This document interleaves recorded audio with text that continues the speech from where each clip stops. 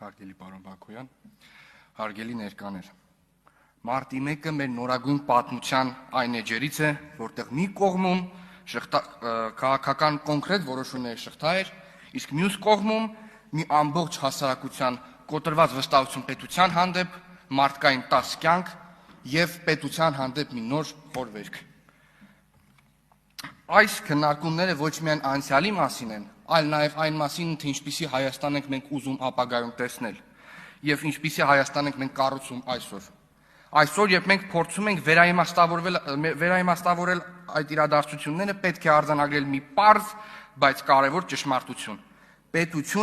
Պետական ուժի կիրառումը ընդդեմ խաղաղ ցուցարարների երբեք չի կարող հիմնավորվել։ Մարտի 1-ի գիշերվա ընթացքում կիրառված պետական մեխանիզմները դուրս են սահմանադրական վերահսկողությունից։ Սա քաղաքական գնահատական չէ, սա իրավական փաստ է, որի շուրջ տարիներ շարունակ փորձել է ձևավորվել լռություն։ Հատուկ պետք է անդրադառնամ այն ժամանակվա երկրի ղեկավարությանը եւ երկրի ղեկավար Ռոբերտ Քոչարյանին,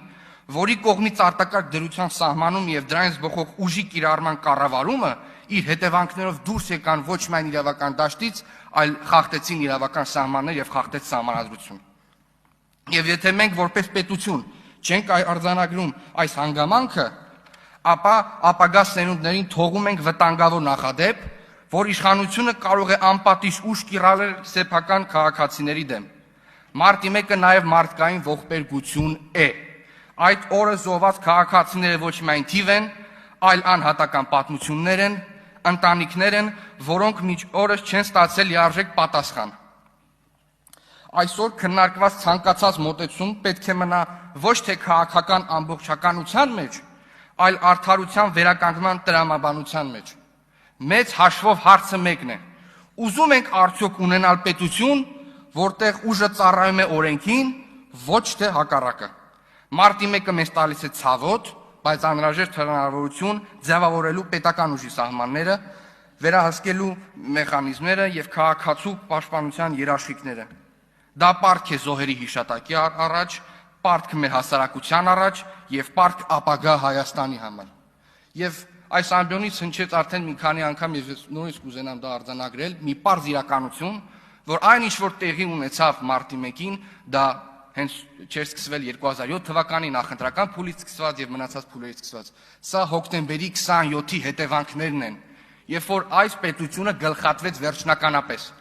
երբ որ այն ուղին, որ ընտրել էր այս ժողովուրդը, կոնկրետ կտրվեց եւ ամեն ինչ վերացավ։ Իմ կոչը հետեւյալն է. եկեք բացահայտենք այս երկու մեծ ողբերգությունները, որովհետեւ եթե չբացահայտենք, մենք ապագայում միգուցե ունենանք նոր մարտի 1-եր եւ նոր հոկտեմբերի 27-եր։ Հոկտեմբերի 27-ը ոչ թե մարտի 1 էր, հոկտեմբերի 27-ը 2003 թվականի կեղծված ընտրություն էր, հոկտեմբերի 27-ը նաև մարտի 1 էր, հոկտեմբերի 27-ը նաև 2005 թվականի կեղծված սահմանադրական փոփոխությունների հանրաքվե էր։ Եվ այն ինչ որ ձևավորել էր հոկտեմբերի 21-ը, արտացոլվում է մինչ այսօր։ Ու մենք դա տեսնում ենք ոչ միայն այստեղ, այլ նաև մեր հասարակության մեջ։ Իմ կոչն է որպես երիտասարդ եւ որպես մի անձ, որ մտահոգված է պետության համար, ով որ ապագայում ուզում է ապրել այստեղ եւ ամուր քայլեր է հողի վրա եւ հպարտանալ, որ ինքը հայ է, ես ուզում եմ ընդամենը մի կոչով դիմել. եկեք տանք շատ ճիշտ պատասխան եւ շատ կողմնորոշիվ պատասխան այս իրադարձություններին եւ թող բոլոր մեղավորները պատժվեն առանց բացառության ու առանց ինչ որ, չգիտեմ, ինչ որ ինչպես են ասում, անգլերեն բառը ուզում ասել, չեմ ուզում ուղղակի ազգային ժողովի ամբողջ անգլերեն բառ օգտագործեմ, առանց ինչ որ, չգիտեմ, ընթառաջ գնալու եւ մյուսնի։ Շնորհակալություն ընտրված հնարավորության համար։ Շնորհակալություն։ Վերջի ելույթի համար Տիգրան Պարսիլյան, ազգային ժողովի պատգամավոր, համեցեք պարոն Պարսիլյան։